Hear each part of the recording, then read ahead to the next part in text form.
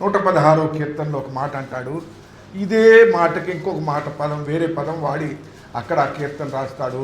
116వ కీర్తన 3వ వచనం, శ్రమయు దుఃఖమును నాకు కలిగెను, యెహోవా నామమును బట్టి నేను మొరపెట్టి తిని. ఏమంటాడు కీర్తనలు 40లో మనం ఏమో చదువుతున్నాము, యెహోవా కొరకు సహనముతో కనిపెట్టుకుంటుంది. ఏ పరిస్థితుల్లోమా, ఏ పరిస్థితుల్లో చెప్పండి? మరణ బంధమును నన్ను చుట్టుకొని ఉండెను, పాతాళపు వేదనలు నన్ను పట్టుకొని ఉండే. ఆ పరిస్థితుల్లో నేను ప్రార్థన చేస్తే నా ప్రార్థనను అంగీకరించినాడు, ఆ ప్రార్థనను అంగీకరించినాడు. యోనా గారు ఏమంటాడు 2వ అధ్యాయం 3వ వచనం, అగాధమైన, మీకు విషయం తెలుసా, తిమింగలాలు ఎక్కడ కూడా కొన్ని వందల అడుగుల లోతులో మాత్రమే నివసించగలవు, పైకి రావవి, చాలా అరుదుగా పైకి వస్తాయి అవి.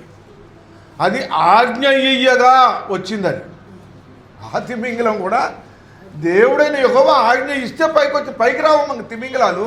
తిమింగలం అంటే మీకు తెలుసో లేదో, దాని దేహము ఇదిగో ఈ సైజు కూడా ఉంటుంది. ఎంత పెద్దగా ఉంటాయి, ఎంత పెద్దగా ఉంటాయి అట అవి. మహాసముద్ర అగాధాల్లో ఉంటాయి.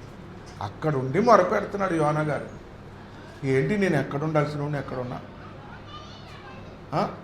ఈ భూమి మీద మనుషులందరూ భూమి మీద ఉన్నారు.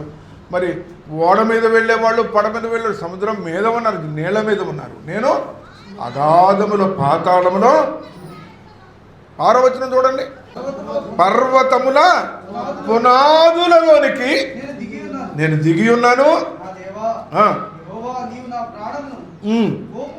పైకి రప్పించి ఉన్నా. ఒక చిన్న ప్రార్థన చేస్తున్నాడు అక్కడ.